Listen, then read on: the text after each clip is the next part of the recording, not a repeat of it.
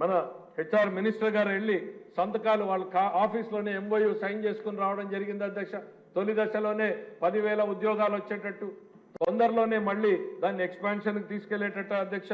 మరి అదే లులు గ్రూప్ ఏదైతే విశాఖపట్నం నుంచి పారిపోయిందో తిరిగి మళ్ళీ విశాఖపట్నంలోనే లులు గ్రూప్ సంస్థ పెట్టుబడులు పెట్టనుంది అధ్యక్ష.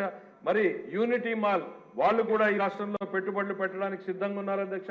గోద్రేజ్ ఆంధ్రప్రదేశ్ మీద ఆసక్తిగా ఉంది. దాదాపు 2,800 కోట్ల రూపాయల పెట్టుబడులు పెట్టడానికి కూడా గోద్రేజ్ సంస్థ ఇప్పటికే చర్చలు ప్రారంభించింది అధ్యక్ష. భారీ పెట్టుబడులు పెట్టడం కోసం బ్రూక్ఫీల్డ్ సంస్థ అధ్యక్ష. విద్యుత్ రంగంలో దాదాపు 20-30 వేల కోట్ల రూపాయల్ని పెట్టుబడులు పెట్టడం కోసం విద్యుత్ శాఖ మంత్రులతోటి గౌరవ ముఖ్యమంత్రి గారితో ఇప్పటికే వారు కూడా చర్చలు ప్రారంభించినటువంటి విషయం అధ్యక్ష. మరి హెచ్సిఎల్ మరి ఇప్పటికీ మరో 15,000 మందికి ఉద్యోగాలు ఇచ్చే రకంగా అభివృద్ధిని వాళ్ళ ప్రణాళికల్ని ఏర్పాటు చేసుకుని ప్రభుత్వంతో ఒప్పందం చేసుకోవడం జరుగుతుంది అధ్యక్ష. ఫాక్స్కాన్ మెగా సిటీ ఏర్పాటుకు ఇప్పటికే మన హెచ్ఆర్ మినిస్టర్ గారితో ఐటీ మినిస్టర్ గారితో చర్చలు ప్రారంభించారు అధ్యక్ష. జైస్పాల్ ఇస్పాత్ ఏదైతే ఉందో వాళ్ళు మన ప్రభుత్వం వచ్చిన తర్వాత ఆపేసినటువంటి సెకండ్ ఫేజ్ ఎక్స్పాన్షన్ ని ఈ ప్రభుత్వం ఏర్పడిన తర్వాత సెకండ్ ఫేజ్ ఎక్స్పాన్షన్ కి వాళ్ళు మొదలు పెట్టారు అధ్యక్ష. మరి ఏపీలో మరో యూనివర్సిటీ ఏర్పాటు చేయడానికి అపోలో వాళ్ళు ముందుకు రావడం జరిగింది అధ్యక్ష. దీంతో పాటు అమరావతిలో మరో క్యాంపస్ ఎడ్యుకేషన్ క్యాంపస్ ఏర్పాటు చేయడానికి ఎక్స్ఎల్ఆర్ఐ సంస్థ 250 కోట్లతో ఏర్పాటు చేయడానికి వాళ్ళు కూడా చర్చలు ప్రారంభించినటువంటి విషయం అధ్యక్ష.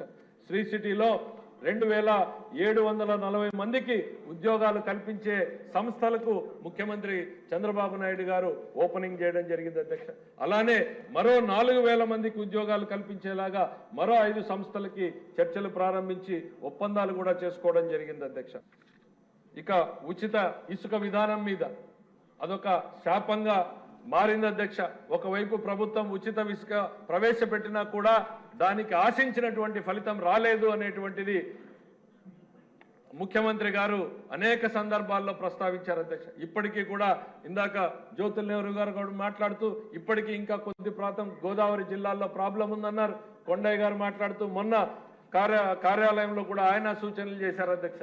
ఎక్కడా కూడా ఇసుకకు ఇబ్బంది పడకూడదు, ఇసుక వల్ల కాంట్రాక్టు రంగం అంతా కూడా ఆగిపోయింది, నిర్మాణ రంగం ఆగిపోతుంది, తద్వారా కార్మికులు ప్రతి ఒక్కరూ నష్టపోతున్నారు అనేటువంటిది ఇసుక మీద ఉన్నటువంటి సీనరేజ్ని ఎత్తేశారు అధ్యక్ష. అదనంగా లోడ్ చేసుకుని వెళ్తే దాని మీద కూడా జరిమానాలు వేయొద్దండి, ఈ రవాణా ఫ్రీ అయ్యేంత వరకు కూడా చర్యలొద్దు అనేటువంటిది ముఖ్యమంత్రి గారు ఆదేశించారు అధ్యక్ష. మరి అట్లానే రాష్ట్రంలో గిరిజనులు ఎదుర్కొంటున్నటువంటి సమస్యల్ని తెలుసుకునేందుకోసం ప్రత్యేకమైనటువంటి యాప్ను రూపొందించడం జరిగింది.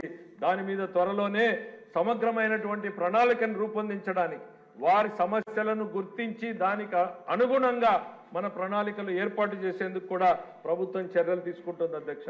మరి రాష్ట్రంలో దళిత విద్యార్థులకు ఎంబీబీఎస్ సీట్ల కోసం ఇప్పటికీ నీట్ కోచింగ్ సెంటర్లను కూడా ఈ ప్రభుత్వం ఏర్పాటు చేయడానికి ఆమోదం తెలిపింది అన్నటువంటి విషయాన్ని తెలియజేస్తున్నా అధ్యక్ష.